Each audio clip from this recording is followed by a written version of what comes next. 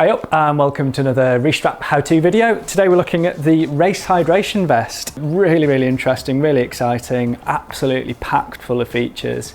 So let's get stuck in and find out a little bit more about it. First thing to say is it comes in two sizes. That's small/medium and large/extra large. If you're really interested in looking at all the dimensions, suggest going to our website. We've got all the details there. But as a broad rule of thumb, I'd have a look at your jersey size. If you wear a small or medium jersey, then the small medium is going to be the one for you. If you wear a large XL kind of jersey size, then the larger model is the one to look at. Weight-wise, the small medium version is 368 grams without the bladder. The large is 380, and the bladder itself weighs 145 grams without water, obviously. Let's have a little look at some of the specific features involved. First thing to note is that this has been designed specifically for the bike. It's not, while it may bear some sort of resemblance to the running style packs that you've seen that are similar, then actually this has got quite a lot more structure to most of those. While there is some stretch and give in important places, there's also a little bit more structure and rigidity. And that means that it's less likely to bounce around. Stuff on your back is not going to be bouncing around quite so much, and it should actually just stay in place a lot better.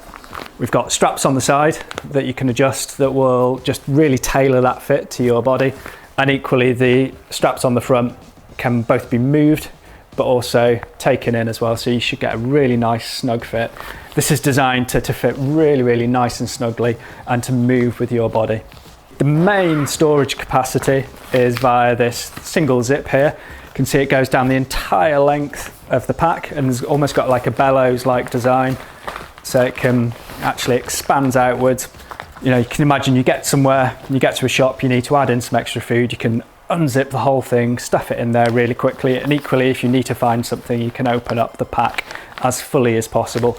At the moment we've got the 2-litre bladder pretty much full, and obviously that bladder does take up some of that space as well. Without the bladder you've got a little bit of extra carrying capacity there. We've got the hydration bladder storage, which is in a separate Velcro pocket at the rear. It means that you're keeping that completely separate to anything that you're putting in this bag, so there's no risk of the bladder getting punctured by sharp items, by anything that you may put in there. Next thing to note is we've got these two stretchy pockets that are on the outside of the bag, so you can access those without having to unzip it.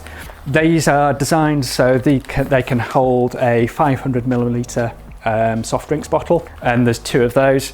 Not limited to just carrying those, obviously. You could roll up a jacket. If it's a really thin jacket, you could easily squeeze that down one of those pockets. Each strap of the pack has got a slightly different layout. We'll do the right hand side one first. This has got one long deep pocket there, and again that's designed to be able to hold a 500ml soft drinks bottle. On top of that there is an additional less deep stretchy pocket, which may be better for things like gels, smaller items of food that you don't want to have to reach all the way down. You can see that it's a little bit tricky to reach all the way down. The larger one, much easier to access in that smaller one there. Moving on to the left hand side, we've got slightly different configuration here. Got a pocket. This is actually big enough for a phone, and we then also have another stretchy pocket on the front, similar size to the smaller one on the right. On the front, on this clip, we've got whistle. It is a little bit louder than that as well, but I don't want to mess around with the sound guy too much.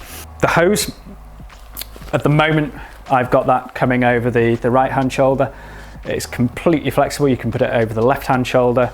We have a movable little magnetic clip there, and that can run on either side, and the idea is you bring that across the chest, drop it into place, and that will hold the hose securely while it's bouncing around, but it's super easy to take out, take a drink. Sometimes the hose can feel a little bit too long.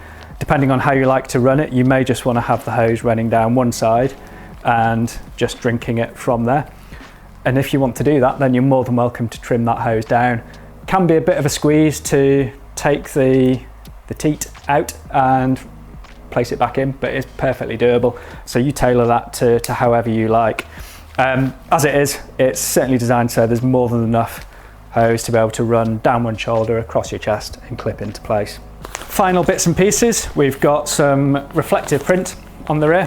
and also got room here to be able to strap on a rear light, or clip on a rear light, should I say. Got really good breathable air mesh back and also on the inside of the rucksack straps, just to try and stop you getting sweaty. And it's really, really good at wicking away sweat as well. So when you inevitably do get sweaty while you're working hard, then actually it still stays really comfortable to wear.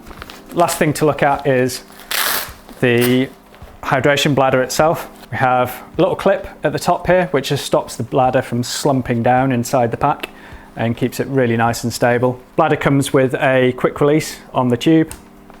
As you can see, bladder's still full, but the tube is now off.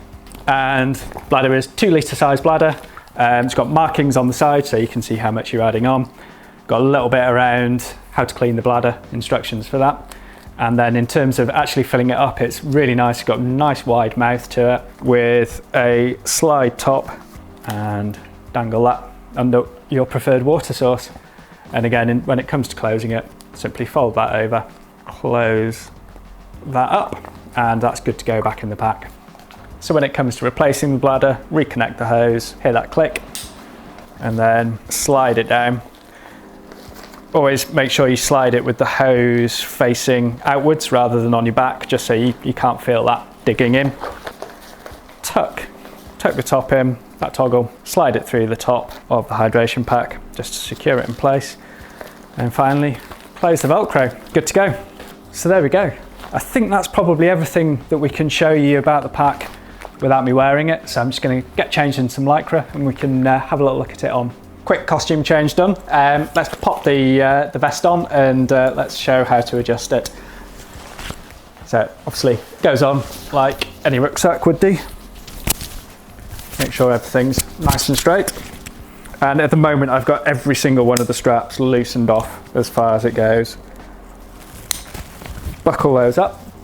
So the first thing that you want to do is actually adjust the side straps. There's one on each side, and they've got handy little finger pulls there, and you want to be cinching that in nice and snug. And you do want it to be snug, but you want to be able to fill your lungs full of air and not feel like you're being restricted in any way at all. But equally, there shouldn't be any real bounce there too, and I can tell that this is really nicely fitted around me. But yeah, I can still breathe, it's not restrictive in any way. Next step is the riser straps on the top here. And you can imagine that these straps here have sort of brought everything in. Now the risers, just making sure that the weight is nice and above your shoulders. And that's just going to bring the pack around and up like that.